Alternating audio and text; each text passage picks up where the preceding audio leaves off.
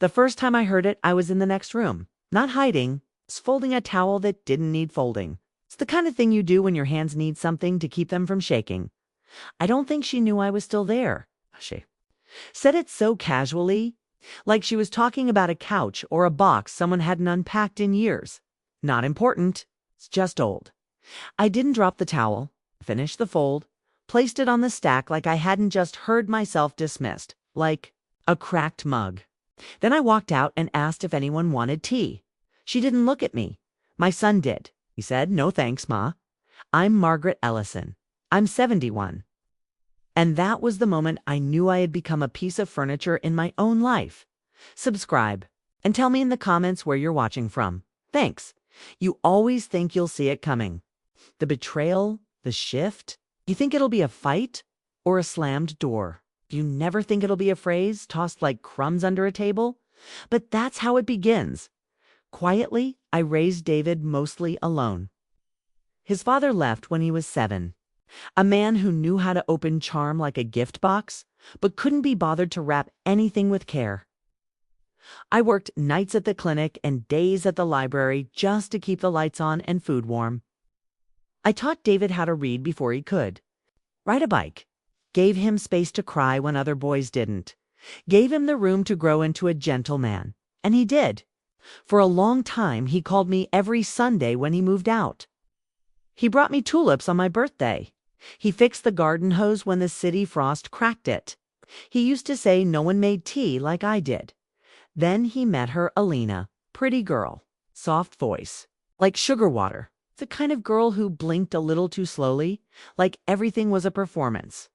She worked in marketing, which I learned means making things look more valuable than they are. I smiled when he brought her over. I offered her lemon cake, even though I'd baked it for myself. She said so warmly, "It smells nostalgic in here," like that was a compliment. I tried, Lord knows I did. I gave them space when they moved in with me to save for the wedding. I cooked without asking. I stayed out of photos when her mother came to visit. I played the part of the background so she could shine. But the thing about fading is, sometimes you disappear altogether. I found the file by accident. David's laptop was open on the counter. He'd gone to help Alina with the groceries. The file was named homefutureplan.pdf. I clicked without thinking, and there it was, an itemized plan. Sell the house, move into a condo. My name not listed. Anywhere except a line that read, "Discuss long-term care options for M." I don't remember blinking or breathing. That was the betrayal, not the plan itself. The secrecy. The quiet logistics of erasure. They were planning my exit like I was a piece of paperwork. That night, sat on the porch with a notebook. I didn't cry. I made a list. Things in my name, the deed, the accounts, the safe deposit key. I made another list. Things they used, internet, streaming, electricity, all routed through me. I looked at my hands, still steady, still capable. And I decided it took 4 weeks. I made copies of everything. I visited the bank, changed passwords, closed the joint grocery account, transferred the deed to a trust. I scheduled a locksmith for a Thursday. That morning, I made them pancakes. Blueberry, his favorite. She was on a call. He kissed my cheek without looking. I took my bag, left the envelope on the counter, drove to the motel 2 towns over. I stayed quiet. Let the silence do the talking. By Friday afternoon, my phone was full. Missed calls, texts, one from Alina, all caps saying, "How could I?" One from David. "Quieter, Mom. Please call." I didn't. They? POSTED online. A vague saccharine post about honoring elders and miscommunication. I watched it spread. Commies with hearts. A few friends messaged me asking what happened.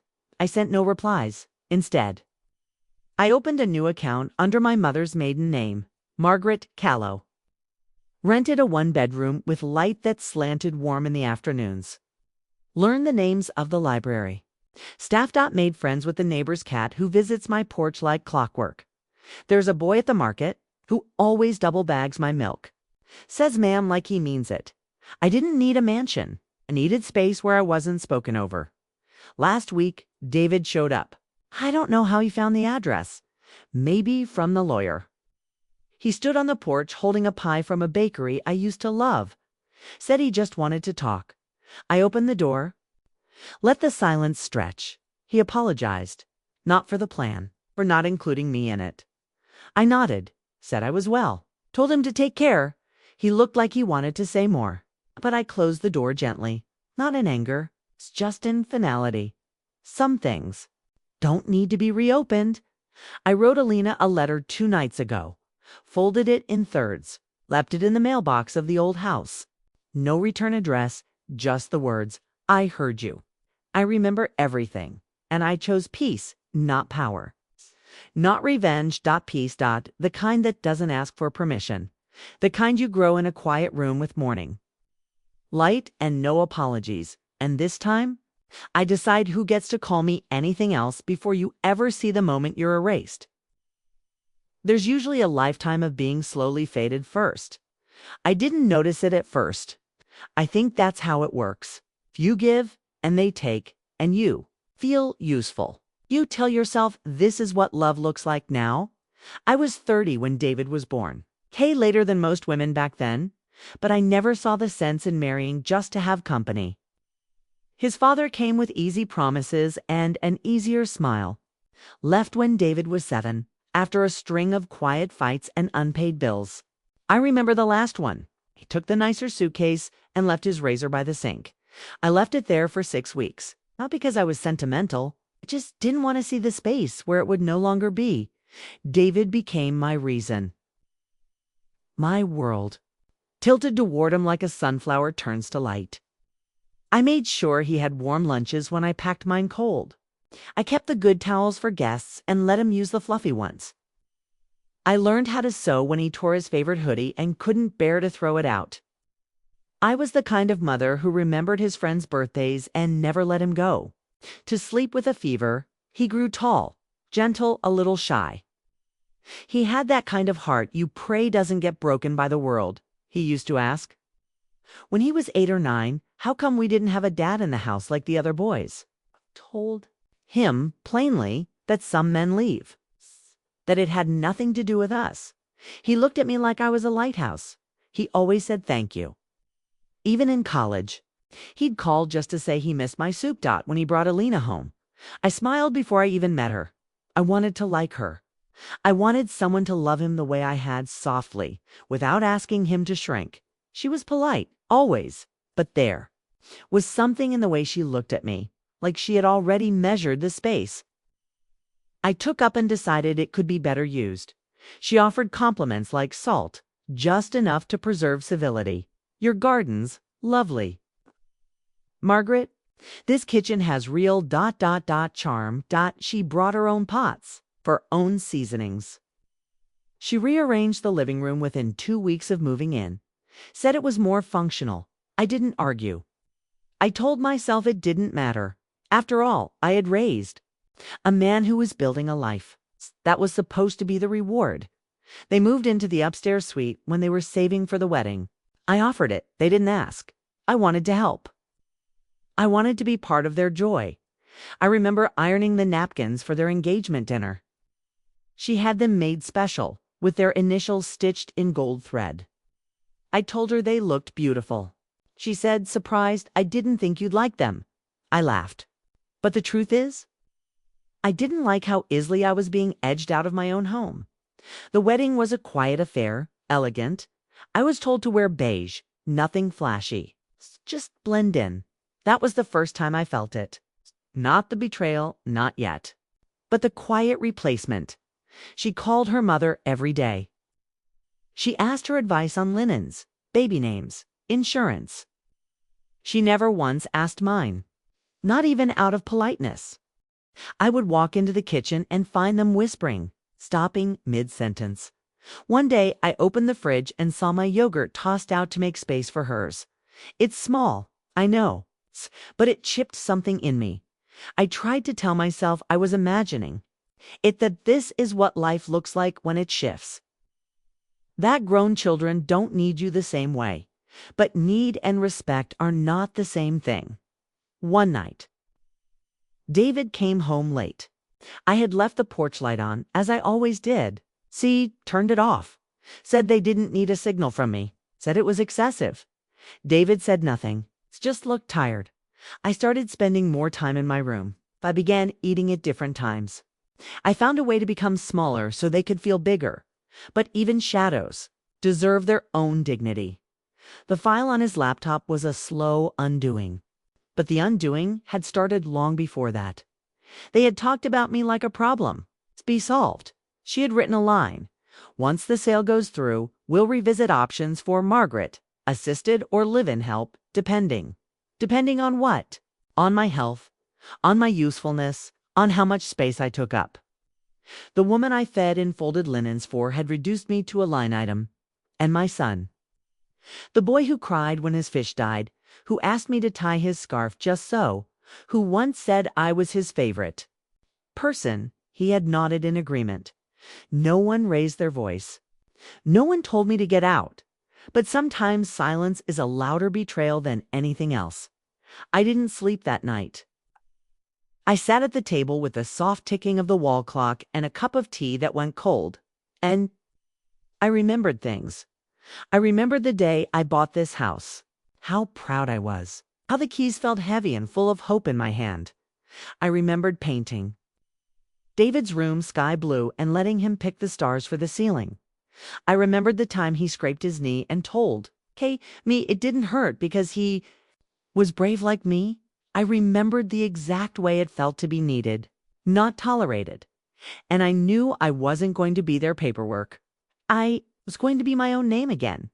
So I folded the paper napkin she'd left on the counter, wrote one word on it, soon, and I began to plan, quietly, deliberately, like a woman who had nothing left to lose but her. Silence. There's a strange kind of grief in knowing you won't be only discovered missing that morning. I woke before them. The house was silent except for the low hum of the refrigerator and the creak in the hallway floorboard. That never quite settled. I moved carefully the way you do when you're packing your own absence into small, ordinary acts. The light was still soft, not quite morning, not quite night. That gray in-between where nothing has to explain itself. I brewed a cup of tea, though I didn't drink it. Just wanted the smell to be there, like I always had been, like I still was. Then I opened the safe. The deed was right where I'd left it, tucked in the same folder as my will and the hospital records from years ago. I took them all out, one by one, checked for the date, checked for the signatures, made a copy of everything, quietly. I knew where every creak in the house was. I had built a life around those sounds. I had already spoken to the lawyer. He was an old friend of my father's, one of the last people who still called me Margaret without hesitation. He didn't ask why. Just helped me move the house into a living trust, one they weren't listed on. He called it protection. I called it clarity. My bank visits were short, kept my voice steady and my story simple, consolidating, preparing. The teller smiled politely. Probably thought I was being practical in my old age. I didn't tell her that practicality was just a different name for heartbreak management. I closed the joint card they used for groceries. Opened a new one for myself. Changed the passwords on the utilities. Redirected my mail to a post office box. Alina had stopped checking the mailbox months ago. Said it was mostly junk anyway. She didn't know what she was discarding. I didn't rush. Wasn't revenge. It was preparation. A slow returning of breath into lungs that had learned to hold silence for too long at night. I would lie in bed and listen to their footsteps upstairs. Laughing sometimes, or fighting in whispers that assumed I couldn't hear. Every word folded into me like another page I hadn't been given permission to read. One night, I heard her say, "She'll probably forget where the deed is." Anyway, David didn't answer. Not even a word. That silence was worse than the insult. That was when I started writing the letter. I didn't know then where I'd leave it, or if I ever would. But I knew I needed the words to live somewhere outside of me. Somewhere she couldn't. Erase with a toss of her hair or a roll of her eyes. It started like this. I heard you. I was in the next room, folding a towel that didn't need folding. I wrote slowly over the course of a week, between errands and bank visits, between checking account balances and canceling streaming services they thought were theirs. I wasn't trying to be cruel. I wasn't trying to destroy them. I was just trying to stop being erased. There is a difference. I didn't tell anyone. Not the woman at the library who smiled at me every Monday. Not the neighbor who waved when I brought in the trash bins. It felt sacred in a way. Like if I said it out loud, someone might try to stop me. Might say I was overreacting. That family forgives. But forgiveness has to be invited, not expected like an inheritance. The day before I left, I cleaned the house. Not for them. For me, I wanted the kitchen to smell like lemons, the way it used to. I wanted the laundry folded, the beds made. I even dusted the windowsills where the grime had settled in tiny lines like fingerprints of neglect. Then I sat on the edge of my bed and packed. It's one small suitcase, my mother's quilt. A photo of David when he was 9, holding a sparkler in. The backyard, my notebooks, the letter. And the key to the safe deposit box.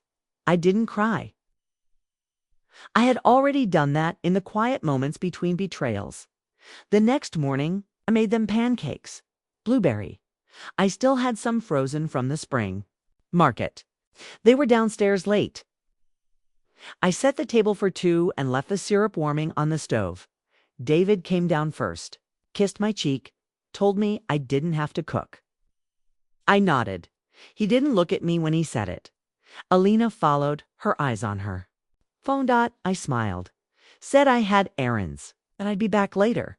She didn't ask where I was going. David said, okay, be safe. That was the last thing he said to me in that house. I left the envelope on the counter beneath the coffee pot. Wouldn't miss it, not right away. Not until they wanted something from me. A favor, a signature, a piece of information I was always expected to provide. By then, it would be too late. I drove to a motel off the highway. Not far, just enough. The room smelled like air conditioning and old carpets, but the sheets were clean and the silence was kind. I unpacked the quilt and laid it over the bed. Put the photo on the nightstand, opened the window an inch. The air smelled like pine and the beginning of summer. I sat on the edge of the bed and whispered to the empty room, I'm still here, and I was. More than I had been in years. My phone buzzed an hour later. A message from David.Mom. What is this? Where are you? Then another. We need to talk. Then one from Alina. This isn't funny. You've really screwed us over. I turned the phone, folded my letter, and slept without waiting for anyone to call me back. There's something holy about silence when it finally belongs to you. That first morning in the motel, I woke up to nothing. No footsteps above me. No television humming in the next room. No door opening and closing without so much as a glance in my direction. Just the soft whir of the fan and the birds starting up outside. I lay there with the quilt pulled up to my chin, my mother's faded stitches brushing my cheek. That quilt had followed me from childhood to college to marriage to motherhood. And now to this, a room with one chair, one window, one woman who had finally chosen not to wait. I didn't rush to get up. I let my body settle. Let the quiet seep into my bones like medicine. I made coffee using the little machine by the sink. 2 creamers, no sugar. I sat in the stiff motel chair and watched the world go by outside the window. The road was cracked, the cars occasional, but it was mine. That view. No one breathing down my neck. No one asking what's for dinner or why the house felt cold or if I'd seen the car keys. I was alone. But not lonely, not yet. I spent that first day driving through the county, familiar roads, old gas stations, past the bakery David and I used to visit when he was little. Used to save half his cookie so he could share it with me. I almost turned in. Almost, but I didn't. Want the woman behind the counter to ask how he was? I wasn't ready to lie with my smile. Instead, I drove to the bank. Opened an account in my mother's name, Kahlo, not Ellison. A name that felt lighter, untouched. The woman at the counter asked for ID and proof of address. I handed over the motel receipt and my license. She didn't blink, just typed. I asked for paper statements. I wanted to hold things in my hands again. Later, I stopped at the post office and paid for a box. They gave me a key with a red sticker on it. I slid it into my pocket like it was something precious. I didn't check my phone, not even once. By evening, I had everything in place. The account, the box, the trust. My name returned to me in 100 small administrative acts. And still, there was a part of me waiting. Waiting for the knock, the apology. The realization, but it didn't come. Just more messages. Alina, you've made everything complicated. David, I don't understand. Please talk to me. No one asked if I was okay. They just wanted me back in my place. I turned off the phone again. That night, I took out the notebook and wrote it down. Like a prayer. You are allowed to leave a place that no longer sees you. You are allowed to be angry without being cruel. You are allowed to stop explaining yourself. I read those lines aloud. My voice barely louder than breath. The next day, I bought a cheap phone under a new number, just in case, for emergencies. I called the lawyer, asked him to send the final papers. He asked if I was sure. I said I'd never been more. He didn't argue. I went to the grocery store, picked out things I hadn't bought in years. Frozen strawberries, almond butter, ginger tea.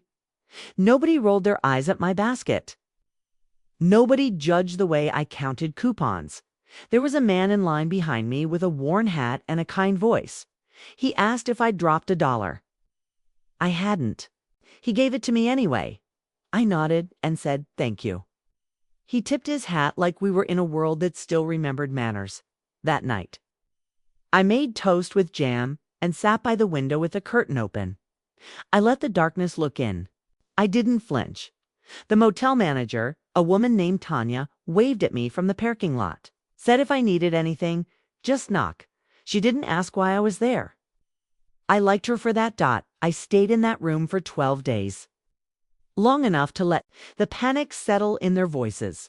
Long enough for the news to spread quietly among the people who used to call me friend. One woman from church sent a message. Said she was praying for reconciliation. I didn't respond.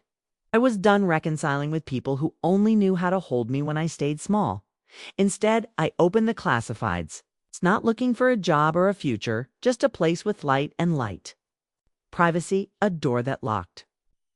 A garden if I was lucky. On the 14th day, I found it. A one-bedroom on the edge of town. Cheap, clean, quiet. The landlady was a widow who offered me tea and said, "It's peaceful here. No one tells you who to." BEI signed the lease that afternoon. Paid cash. Tanya helped me carry my things to the car. She hugged me, quick and warm. Said, "I hope they know what they lost." I said, "I don't think they ever did." I didn't cry. I didn't want them back. I wanted me the first night in the new apartment. I unpacked slowly, put my quilt on the bed, hung a small photo of my parents. Above the dresser, I lit a candle, one I'd bought months ago and never used because Alina said it gave her headaches. Lavender, it smelled like peace. I turned on the new phone. Checked the messages, nothing from David. Just Alina. One last note. You've proven your point. Don't drag this out. If you're being selfish, I deleted it without reading it twice. I wrote one final line in my notebook before bed. If they only loved you when you stayed silent, it was never love. And then I slept. Not heavily. Not all the way through, but for the first time in years. I didn't wake with someone else's needs in my chest. Just breath, just quiet, just mine. The thing about leaving quietly is that people don't notice until the noise they expected from you never comes. I moved in on a Tuesday. The landlady, Helen, brought me a plate of lemon bars and said she didn't believe in questions unless someone wanted to tell you something. She lived in the other half of the duplex, alone except for a bird that chirped loud enough to fill the silence between us The place was small, barely room for the furniture. I didn't bring, but it had a window over the kitchen sink. The light came through like forgiveness. I bought a second-hand couch that leaned a little to the left, and a lamp with a pull chain that clicked twice before turning on. At night, I listened to the wind against the windows and let myself feel what had been buried under years of pretending I was fine. I had spent so long being useful that I forgot I was allowed to be free. The mornings were slow. I liked it that way. I brewed tea the way I liked it, strong, with just a little honey, and sat by the window, watching the neighbors take their lives to work or school or wherever people hurry off to. I didn't miss the noise. I started walking every afternoon, stepping down the block at first, then a little farther, past the small park with the rusted swing set and the corner cafe that sold pastries for half price after 3. There was a boy who worked there, no more than 20, who called me "ma'am" without sounding like he pitied me one day. He told me the almond croissants were his favorite and slipped an extra one in the bag. I said thank you like it was something rare and valuable, 'cause it was. It's strange how quickly peace begins to feel like a home. No one questioned where I was. No one tracked my steps or sighed at the sound of my footsteps in the hallway. I didn't have to apologize for existing in shared space. I found a second-hand bookstore 3 blocks down. It smelled like dust and hope. The woman behind the counter had ink on her fingers and called everyone sweetheart. I bought a journal and a used copy of a novel I hadn't read since I was young. I started writing again. Something special, just thoughts, pieces of mornings. How the air felt different now. Sometimes I wrote down questions I'd never dared to ask. Why did my love make them uncomfortable? What did I do that made me so easy to discard? Why did he watch it happen and say, nothing? The answers didn't come, but the asking helped. I didn't look at my old phone. I had left it turned off, tucked into the side pocket of my suitcase. The battery had probably died by now. I didn't want their panic or their guilt. I didn't want the apologies that came only after things became inconvenient for them. I wanted the sound of my own name without the weight of expectation at the end of my street. There was a little church. They had a soup kitchen on Thursdays, and one afternoon I walked in. Not because I needed the food, but because I missed doing something that mattered. They put me on potato duty. I peeled quietly, listened to the conversations around my volunteers. Laughing, someone singing softly in the background.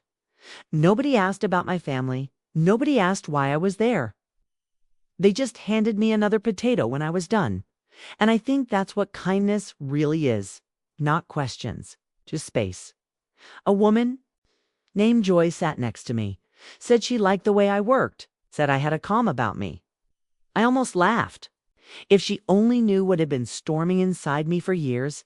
But I smiled, said thank you, stayed an hour longer than I meant to. She invited me back the next week. I started going every Thursday. My hands, which had folded towels and baked casseroles, and signed school permission slips for decades, now made sandwiches and scrubbed pots and sorted crates of apples. And I felt whole doing it. Not as a mother, not as a wife, just as me. There was a day, maybe 2 weeks after I moved in, when the sun hit my window just right. I stood at the sink washing a single mug. And it hit me how long I'd been waiting for someone to make room for me. But rooms can be made, even small ones, especially small ones. I no longer needed a place at their table. I had built my own. 1 chair, 1 plate. Enough. The letter I'd written to Alina sat folded in my journal. I hadn't sent it yet. I wasn't sure I needed to, but I kept it there as proof that I had once tried to speak. That I had once said, I heard you, saw everything, and I chose not to stay. Sometimes it's not about them hearing it. It's about you not swallowing it. The nights were still quiet. Sometimes lonely. But loneliness is lighter than resentment. It doesn't hum under your skin. It just sits beside you. Like a guest you've learned to live with. And when it got too loud, I wrote, or walked, or peeled potatoes. I told Joy once, when we were stacking trays, that I used to live in a house that didn't know I was still breathing. She nodded like she understood. Maybe she did. Maybe that's the thing about women like us. We recognize each other even when we don't say a word. We build new lives out of scraps. And somehow they hold. I didn't know what was coming next, but for the first time in years, I wasn't bracing for it. I was ready. It didn't take long. For the fallout to find me, the first voicemail came while I was peeling potatoes in the church kitchen. I'd left my new phone in my purse, zipped up beneath a folded grocery list. When I got home that evening, I sat on the couch, made tea, and listened with the window cracked open. It was cold, but I needed the air. Needed something real in my lungs. The message was from David. He said my name like it hurt him to use it. Mom, please. That's how he started. I could hear cars in the background. He was calling from the road. Maybe pacing a parking lot. Maybe sitting in the car with the engine running. He said he didn't understand. Said Alina was having a hard time. Said this wasn't the way to fix things. He didn't ask if I was safe. Didn't ask what. I needed only that I come back and explain myself. There it was again, what they'd always needed from me. The explanation, the softened tone. The willingness to make them feel comfortable with what they'd done. I didn't respond. The next message was from Alina. Her voice was clipped. But behind it there was a panic she didn't know how to hide. She said she didn't know where I got the idea that I wasn't appreciated, that maybe I had misunderstood, that maybe I was being unfair. That word, unfair, it rattled something in me. She said the house needed to be listed before the market turned. That there were that without my signature, things were getting complicated. Complicated as if I were a spreadsheet error. Then she said something that made my hand go still. She said, "You're sabotaging your own family." I didn't finish my tea. I turned the phone off again, and that's how I knew I wasn't going back. The next day the email came. I don't know how they found the address. Maybe the lawyer. Maybe David remembered the name of a place I'd mentioned once, long ago. The subject line just said, "We need to talk." Attached was a letter, half apology, half request. He said they were struggling to keep up with bills. That the mortgage had been refinanced last year and I hadn't known. Now, that they had counted on the sale. He said he missed me. Said he didn't know how things had gotten this far, said Alina. Had been under stress and didn't mean everything. Way it sounded, but words have weight. And some things, once said don't come back quiet, they echo. He asked me to meet him. Said he'd come alone. That he just wanted to talk. I closed the email without replying. I went to the church kitchen that afternoon and chopped carrots. Joy asked me how I was. I said good, really good. And I meant it. I walked home past the old bookshop. The woman behind the counter waved at me through the window. There was something sacred about being seen without being summoned. That night, I took out my journal. I wrote, "He didn't ask why I left. He only asked how to bring me back." The next morning, I saw the post. Alina had written a long message online. A photo of the house, its porch light on. The caption said, "Some people choose distance. We're still here when they're ready to come home." I read it twice, then once more, just to feel the full weight of the performance. People commented, sent hearts, said things like, "Families are hard, but love wins." One woman wrote, "I hope she sees this and knows she's forgiven. Forgiven. They had turned my absence into a wound." They could parade. But what they didn't understand was this. I hadn't left in anger, I had left in clarity. And I wasn't asking to be forgiven. I had nothing left to apologize for. I didn't respond to the post, didn't write a comment or send a message. Instead, I sat down at the kitchen table and opened the envelope I'd been keeping, the letter I'd written to Alina, the one that started with, "I heard you." I added a sentence to the bottom, something simple, something final. "You said I wasn't important." But I turned out to be essential. I folded the letter back up, sealed the envelope, wrote her name in steady ink.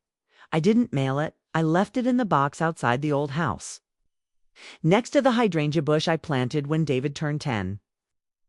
The bush was overgrown now, curling in on itself. I stood on the sidewalk for a moment, watching. The windows, no one came out. I turned and walked away. I didn't flinch that night. I slept with the window open and a cup of ginger tea cooling on the sill. I had stopped waiting for the doorbell, stopped listening for their version of love, and in the silence, I heard something else entirely, myself, my name, not spoken by anyone else. Just thought. Fully, finally, and for the first time in years. It was enough. The mornings became my own again. They no longer began with someone else's schedule, someone else's appetite, someone else's needs slipping into the day ahead of mine. I made tea without listening for footsteps. I didn't worry about whether the sound of the kettle might wake someone. There was no one to hush myself for. The small apartment settled around me like an old cardigan, soft, worn, and finely fitting. The Thursday soup kitchen became a rhythm. Joy always greeted me with a grin and a joke that didn't need explaining. We fell into a kind of quiet companionship, two women working through life with our hands, not our words. Sometimes we talked while slicing bread or sealing containers. She told me about her sister who hadn't called in years. I told her about the garden I used to keep, the way the tomatoes came in late if the spring had been hard. She never asked why. I left and I never offered, but she understood. You can always tell when someone's learned how to hold their own heart carefully, after others let it drop. One afternoon, after the food had been packed and the tables wiped down, she sat beside me on the church steps with a paper cup of coffee. Said I seemed lighter than the first day we met, like something had been put down and something else picked up. I looked at my hands, still damp from dishwater. Said I wasn't sure what I'd picked up yet, but I knew what I'd let go of. She nodded, didn't press. That night, I walked home. Slow. The sky was that soft, forgiving gray blue that shows up just after the sun gives up trying. It's the kind of sky that doesn't need to shine, it just stays. I passed the bookstore. The same boy was still there, wiping the windows. He waved. Called out, "Evening, Ms. Callow." He didn't know the name was borrowed. Or maybe reclaimed. It didn't matter. It was mine now. The apartment smelled like warmth. That quiet, undemanding scent of breadcrumbs and books, of things left as they are. I had started collecting small things. A vase from the thrift store. A blanket the color of overripe peaches. A calendar with no birthdays marked yet. Everything in that room had been chosen. Nothing had arrived by obligation. That's the difference, I think, between a life you're handed and a life you create. I still got the occasional email from David, always polite. He didn't write with fury anymore, just concern. Or what sounded like it. He asked if I was doing okay, if I needed anything. He didn't ask what had driven me away. Didn't mention the phrase that started it all, not once. I think he still didn't believe it had mattered. That's the trouble with people who don't see you. They don't notice when you disappear. They only notice when they have to rearrange something to fill the space. I didn't write back, but I saved the messages. Not because I needed proof of him reaching out, but because I needed to remind myself that reaching out isn't the same as reaching in. Weeks passed. I learned the name of the man who delivered mail. I bought a tiny rosemary plant for the windowsill. I started keeping a tin of cookies in the cabinet just because. I liked the idea of always having something sweet within reach. I spoke less, thought more, let myself dream about things that didn't involve anyone else's timeline. A train trip, a painting class. Maybe, eventually, a garden again. One Saturday morning, while I was watering the rosemary, there was a knock on my door. Not a loud one, gentle. Uncertain. I froze. It had been weeks since I'd heard a knock that wasn't a neighbor asking about garbage day. I opened it slowly. It wasn't David, it was a woman, maybe 40. Sharp eyes softened by what looked like months of sleep deprivation. She looked like someone who had carried too much for too long without setting any of it down. She held a box, cardboard, taped, edges dented. Said she was from a community organization nearby. Said Joy had given her my name. They were putting together Comfort kits for women in shelters. Asked if I might have anything to donate. I didn't even think. Just nodded and let her in. We sat on the floor and packed the box together. Soap, notebooks, socks, a spare scarf I hadn't worn since the move. She told me her name was Nadia, that her sister had left an abusive marriage last year and was living in one of the shelters they supported. I told her I hoped she was finding peace. She said something I've been carrying ever since. Sometimes peace isn't something you find. It's what you make with what you have left. After she left, I stood in the middle of the room with my arms hanging by my sides. I realized I hadn't been waiting for their apology anymore. I'd stopped needing it, and in that space, something better had taken root. Not forgiveness. Not yet. Maybe not ever, but presence. I was here, fully unapologetic ally, and when I looked at the old envelope still folded in my journal, yellowing a little at the edge, smiled. I no longer needed to send it. The letter had done its work the moment. I wrote it, it had named what they wouldn't, and I had walked away holding my name, like it was a seed not broken. Just replanted and finally growing, the day he found me. The sky was overcast, soft with that pale kind of light that makes everything feel hushed. I was on the porch with a blanket over my knees, a library book resting open on my lap, though. I'd stopped reading 20 minutes earlier. Something in the wind had changed. Not sharp, just different. Like the air had remembered something I hadn't asked it to. Then, saw him David walking down the sidewalk like he didn't quite believe he was there. One hand in his coat pocket, the other holding something small. A bakery box. Probably from the same place we used to go. It's the one with the chocolate-stuffed cookies he couldn't finish as a boy. I didn't stand. I let him come to me. When he reached the steps, he paused, didn't climb them. Just stood there, the box in his hand trembling slightly. He looked thinner, tired, but not unwell. I could see Alina in the shape of his shirt creased. To clean, I said. Hello, David. He looked up at the sound of his name, like it hadn't been said out loud in months. Maybe it's HADN single quotes, Tay Mom. We sat with the silence between us. I didn't invite him in. He didn't ask to come. He said he'd been trying to respect my space, that he didn't want to push. I said nothing. He shifted the box in his hand, offered it, said, I brought cookies. From Romer's, I took them, placed them beside me on the bench. I didn't open the box. He waited. I could tell he had practiced something. It's probably in the car. Probably at night, over and over. He said he was sorry. That's how he began. He said it like it was too late and he knew it. He said he hadn't realized how much space I was holding for all of them until it disappeared. That after I left, things changed. The bills didn't get paid on time. The laundry stayed unfolded.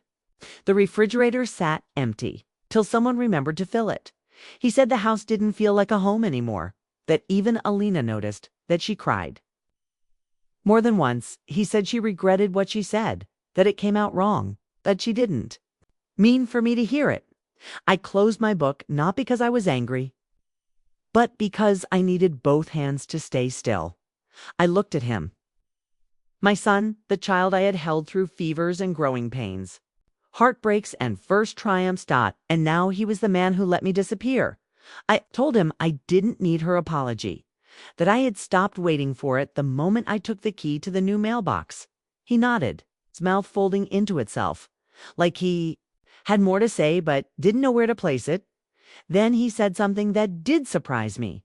He said, I don't think I ever saw you as a person. Not really, just Mom, someone who was always there. He looked down, said, that's not an excuse. I just think I didn't understand you had limits, that you were tired, that you were a whole life before me. I don't know if it was meant to be healing. But it was. Honest. And sometimes honesty is its own kind of mercy. I said I didn't leave because I wanted to punish them. I left because I didn't want to forget who I was, that it wasn't about the house or the signature. It was about the way they'd let me become invisible. He nodded again, said he was trying to do better. said he'd started therapy, that Alina had. That they were both learning how much they expected of me without ever asking what I needed. He asked if I could ever forgive them. I looked past him at the trees. The wind had picked up. The rosemary on the windowsill trembled in its pot. I told him forgiveness isn't a door you walk through. It's a gate you open slowly. And some days it stays closed. He asked if he could visit again, maybe bring dinner. Next time I thought about it, about how far I'd come to find this quiet, about how hard it had been to reclaim my breath, my voice, my space. And I said yes, but not to the dinner, not yet. To the visit, just a visit. He smiled, not wide, not like when he was a boy, but enough to know the door hadn't vanished, just closed, and that maybe with time. He'd learned to knock, he left the cookies. I didn't open the box until sunset. They were the same kind as always. One had a smudge of chocolate on the edge. Imperfect. I made tea, sat on the porch, broke the cookie in. One piece for now, one for later. I thought about the letter in the journal. Still folded, still sealed. I didn't need to send it anymore, but I wasn't going to throw it away. Some truths deserve to be kept, not out of bitterness, but as proof that you survived the forgetting, that you made it to the other side of silence. And now every word is your own. There's a kind of peace that doesn't come loudly, doesn't arrive with fireworks or grand apologies. It slips in quietly, a breath you didn't know you'd been holding, a morning where you don't brace for anything, a night where you sleep all the way through. I woke before the sun. The air was cool, the kind that makes you pull the blanket tighter, but not get up just yet. I listened to the stillness. The small hum of the refrigerator, the faint coo of a morning dove outside the window. And inside me, nothing jagged. No waiting. No sharp edges. I got up and made tea. Sat by the window with the mug between my palms. The steam curled into the glass like it had nowhere to be but here. I hadn't heard from David in 2 weeks. Since the porch visit, he hadn't pushed. He hadn't shown up again. Uninvited. He was learning. Slowly, but learning. I thought about that visit a lot. Not the words, really, just the weight of them. The way his voice wavered when he realized he didn't know me, not as a woman, not as a person. I hadn't needed him to beg. I hadn't wanted that. I just needed to be named correctly. Mother. Yes, but also woman. Also whole. Also not his to manage. It was Saturday. I did my usual walk past the bookstore, through the little park.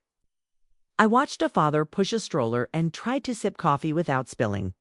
The woman beside him smiled, the kind of tired smile I used to wear. I nodded as we passed. She didn't know me, but I knew her. I'd been her.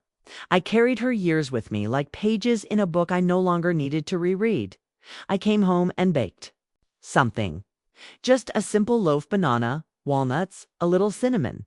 The kitchen filled with warmth, that kind that makes you feel like you're being held. As it cooled, I took out the letter. The one I'd written to Alina. The one I had nearly mailed. The one I had folded and unfolded so many times the paper had softened. I read it through, slowly, my own words coming back to me like an echo I had once thrown against a wall. I heard you. I was in the next room. You said I wasn't important. It wasn't anger that rose in me this time. Not grief, just clarity. I wasn't that woman anymore. Not the one waiting to be included. Not the one twisting herself into corners for the sake of comfort. I walked to the back of the apartment, took the letter with me, stepped out to the small patch of grass by the rosemary. There was a clay dish I used sometimes for planting, sometimes for sorting mail. I placed the letter inside, lit a match. Watched the edge curl, then catch. The flames were small, but they moved steadily. I didn't cry. I didn't flinch. I just watched until all that's left was ash. Then I sat down and let the breeze take some of it. The rest I pressed into the soil, not as revenge, not as drama, but as release. There's something about returning your pain to the earth. It doesn't fix what happened, but it changes your posture. I stood straighter after that night. I called Joy. She answered on the second ring and said she'd been thinking of me. I told her I'd bake something, and there was plenty. She said she'd be by in 10 minutes. We ate together at the little table. To older women who had survived different kinds of silence, she told me about her niece. How she'd finally called after 4 years, said she didn't know what to say. So she just listened. I said, sometimes listening is the only language that matters. She nodded, passed me the last slice of bread. We didn't need to say much. Grief had been a guest at both our tables. But so had strength. When she left, I stood in the doorway for a long while. Watched her walk down the steps, cake hold tight against the wind. Then I looked up. The sky was deep and open, full of stars I hadn't noticed before. Maybe I had been too tired to see them. Maybe it had always been waiting. I went back inside, tucked the blanket around me, picked up the book I'd left unfinished, but I didn't read it. Instead, I reached for my journal. Wrote just one thing. This time I decide who gets to call me anything else. And that was enough. Not a declaration, not a conclusion. Just a quiet, knowing a life that was mine again. And a name I'd finally said back to myself without flinching. Margaret. Woman. Not forgotten. Not waiting home. He hadn't shown up again uninvited. He was learning slowly, but learning. I thought about that visit a lot. Not the words, really, just the weight of them. The way his voice wavered when he realized he didn't know Minot as a woman, not as a person. I hadn't needed him to beg. I hadn't wanted that. I just needed to be named correctly. Mother, yes. But also woman. Also whole. Also not his to manage. It was Saturday. I did my usual walk, past the bookstore, through the little park. I watched a father push a stroller and try to sip coffee without spilling. The woman beside him smiled the kind of tired smile I used to wear. I nodded as we passed. She didn't know me, but I knew her. I'd been her. I carried her years with me, like pages in a book I no longer needed to reread. I came home and baked something. It's just a simple loaf banana. Walnuts, a little cinnamon. The kitchen filled with warmth, that kind that makes you feel like you're being held. As it cooled, I took out the letter. The one I'd written to Alina, the one I had nearly mailed. The one I had folded and unfolded so many times the paper had softened. I read it through slowly, my own words coming back to me like an echo I had once thrown against a wall. I heard you. I was in the next room. You said I wasn't important. It wasn't anger that rose in me this time. Not grief, just clarity. I wasn't that woman anymore. Not the one waiting to be included. Not the one twisting herself into corners for the sake of comfort. I walked to the back of the apartment, took the letter with me, stepped out to the small patch of grass by the rosemary. There was a clay dish I used sometimes for planting, sometimes for sorting mail. I placed the letter inside, lit a match, watched the edge curl, then catch. The flames were small, but they moved steadily. I didn't cry, I didn't flinch. I just watched until all that's left was ash. Then I sat down and let the breeze take some of it. The rest I pressed into the soil, not as revenge, not as drama, but as release. There's something about returning your pain to the earth. It doesn't fix what happened, but it changes your posture. I stood straighter after that night. I called Joy. She answered on the second ring and said she'd been thinking of me. I told her I'd baked something. And there was plenty. She said she'd be by in 10 minutes. We ate together at the little table. To older women who had survived different kinds of silence, she told me about her niece. How she'd finally called after 4 years. Said she didn't know what to say. She just listened. I said, sometimes listening is the only language that matters. She nodded, passed me the last slice of bread. We didn't need to say much. Grief had been a guest at both our tables. So had strength. When she left, I stood in the doorway for a long while. Watched her walk down the steps, her coat pulled tight against the wind. Then I looked up. The sky was deep and open, full of stars I hadn't noticed before. Maybe I had been too tired to see them. Maybe they'd always been waiting. I went back inside, tucked the blanket around me, picked up the book I'd left unfinished, but I didn't read it. Instead, I reached for my journal, wrote just one thing. This time, I decide who gets to call me anything else, and that was enough. Not a declaration, not a conclusion, just a quiet. Knowing a life that was mine again, and a name I'd finally said back to myself without flinching. Margaret. Woman not forgotten, not waiting home.